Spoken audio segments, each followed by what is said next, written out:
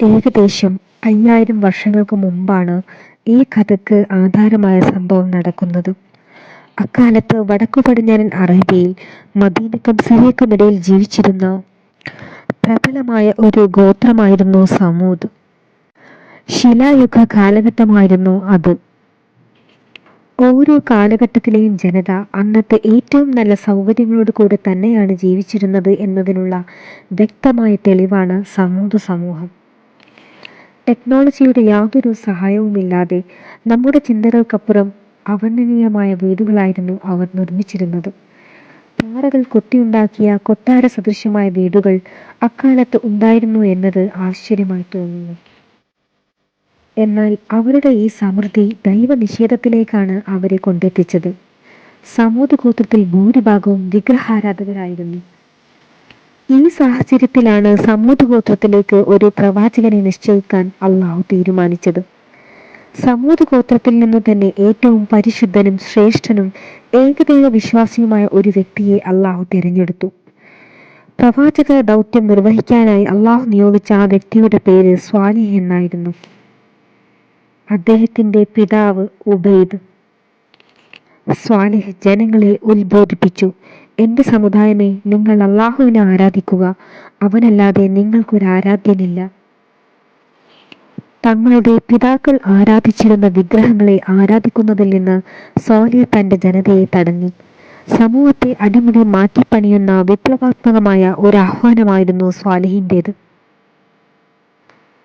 സത്യസന്ധനാണ് സ്വാലിഹ് എന്ന് സമുദായം അംഗീകരിച്ചിരുന്നെങ്കിലും അദ്ദേഹത്തിന്റെ പ്രവാചകത്വം അംഗീകരിക്കാൻ അവർ കൂട്ടാക്കിയില്ല. അവർ തെളിവ് ചോദിച്ചുകൊണ്ടേയിരുന്നു. ഒരിക്കൽ അവർ തെല്ലകലെയുള്ള മല ചൂണ്ടിക്കാണിച്ചുകൊണ്ട് പറഞ്ഞു, ഈ പർവ്വതം പൊട്ടിപ്പിളർന്ന് അതിൽ നിന്നൊരു ഒട്ടകം പുറത്തുവരാൻ എന്തുകൊണ്ട് നിനക്ക് ദൈവത്തോട് പ്രാർത്ഥിച്ചുകൂടാ? അങ്ങനെയെങ്കിൽ ഞാൻ അള്ളാഹുവിന്റെ പ്രവാചകനാണെന്ന് നിങ്ങൾ വിശ്വസിക്കുമോ? സ്വാലിഹ് ചോദിച്ചു. അതെ, അപ്പോൾ നിന്നെ ഞങ്ങൾ വിശ്വസിക്കും, അവർ പറഞ്ഞു. അവർ ആവശ്യപ്പെട്ട തെളിവിന് വേണ്ടി സ്വാലിഹ് നബി അള്ളാഹുവിനോട് പ്രാർത്ഥിച്ചു. അള്ളാഹു ആ പ്രാർത്ഥന സ്വീകരിച്ചു.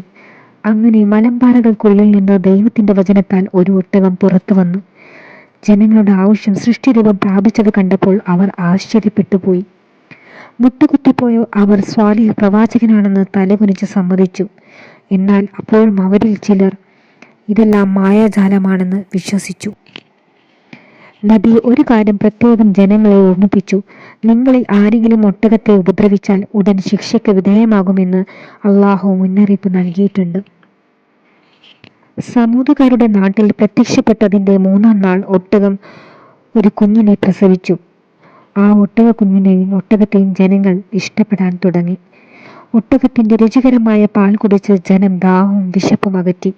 ജനം ഒട്ടകത്തെ നാഖത്തുല്ലാഹി എന്ന് വിളിച്ചു. എന്നാൽ നാടുവാഴുന്നവർ അതിനെ വിളിച്ചിരുന്നത് സ്വാലിഹിന്റെ ഒട്ടകം എന്നായിരുന്നു.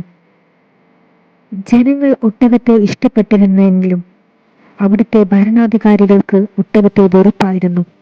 ഭരണാധികാരികൾ സമുദായത്തിലെ ഉപരിവർഗമായിരുന്നു.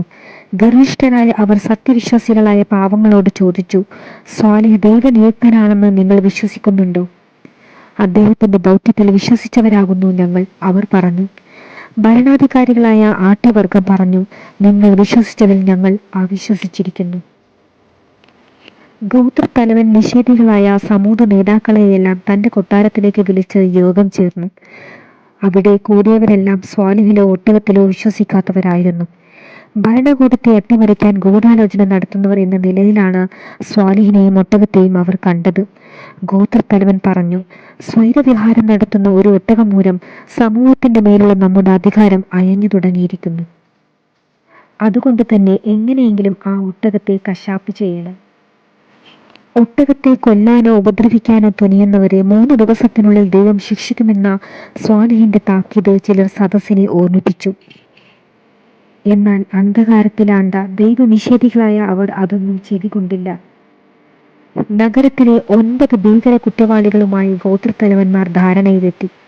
അങ്ങനെ അവരുടെ കൂട്ടത്തിൽ നിന്ന് ഖുദാർ എന്നു പേരുള്ള ഒരു ക്രൂരൻ ആ ഒട്ടകത്തെയും കുഞ്ഞിനെയും കശാപ്പ് ചെയ്തു. സ്വാലിഹ് നബിയുടെ മനസ്സ് വല്ലാതെ വേദനിച്ചു. പുലർച്ചെ ദൈവിക ശിക്ഷ അവരെ പിടികൂടുക തന്നെ ചെയ്തു. ഒരു ഘോര ശബ്ദത്തിന്റെ രൂപത്തിലായിരുന്നു അത്. പ്രഭാതത്തിൽ വീടുകളിൽ കമിഴ്ന്നു വീണ അവസ്ഥയിൽ അവർ നിലം പതിച്ചു. സ്വാലിഹ് നബിയെയും നബിയിൽ വിശ്വസിച്ച കുറച്ച് അനുയായികളെയും അള്ളാഹു രക്ഷപ്പെടുത്തി. സ്വാർത്ഥത മൂലം അധർമ്മത്തിലാണ്ടുപോയ ഒരു സമുദായത്തിന് ധർമ്മത്തിന്റെ പാതയിലേക്ക് തിരിച്ചു വരാൻ അള്ളാഹു ചില സൂചനകളും താക്കീതും നൽകും. അവയെല്ലാം ധിക്കരിച്ച് അധർമ്മത്തിൽ മുങ്ങുമ്പോൾ അവയ്ക്കുള്ള അർഹമായ ശിക്ഷയും അള്ളാഹുവിന്റെ ഭാഗത്തു നിന്ന് വരും. ചരിത്രം നമ്മെ ഓർമ്മിപ്പിക്കുന്നതും അതുതന്നെയാണ്. മദീനയിൽ നിന്ന് 405 കിലോമീറ്റർ വടക്കാണ് മദാഇൻ സ്വാലിഹ്. അവിടെ പാറ വെട്ടി തുറന്ന് നിർമ്മിച്ച അവരുടെ വീടുകൾ ഇപ്പോഴുമുണ്ട് താനും.